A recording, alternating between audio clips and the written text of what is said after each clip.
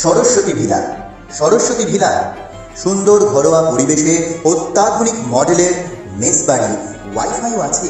যোগাযোগ করুন 9474922373। পশ্চিমবঙ্গ বিজ্ঞান মঞ্চ সালার কেন্দ্রের পক্ষ থেকে চলছে অরণ্য সপ্তাহ পালন ও বৃক্ষরোপণ কর্মসূচি।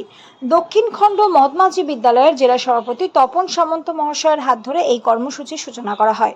এদিনের এই কর্মসূচিতে উপস্থিত ছিলেন বিজ্ঞান মঞ্চের সালার কেন্দ্রের সদস্য সুদিন চ্যাটার্জি, আবুল হাসান আল মামুন, গোবিন্দ, বিদ্যালয়ের শিক্ষক শিক্ষিকা, পরিচালনা কমিটির সদস্য সহ অন্যান্য গুণীজন।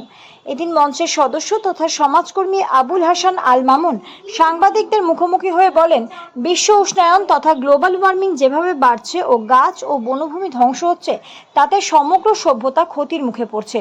তিনি সকল শুভবুদ্ধি সম্পন্ন মানুষকে আহ্বান করেন যাতে সকলে বৃক্ষরোপণ করেন। বক্তব্য রাখছেন মঞ্চের সদস্য তথা সমাজকর্মী আবুল হাসান আল মামুন।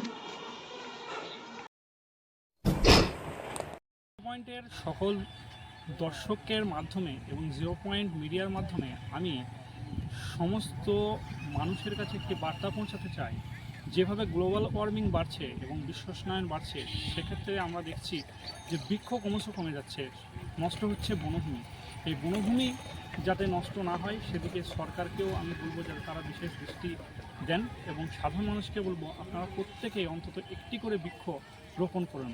আগামী প্রজন্মকে বাঁচাতে, দূষণমুক্ত পৃথিবী গড়ে তুলতে আমাদের এই বৃক্ষরোপণে সকলকে আসতে হবে। তাই শুভবুদ্ধি সম্পন্ন সকল মানুষকে আমার এই চ্যানেলের মাধ্যমে আবেদন যে তারা যেন এই কাজে এগিয়ে আসেন এবং নিজে থেকে উদ্যোগ নেন।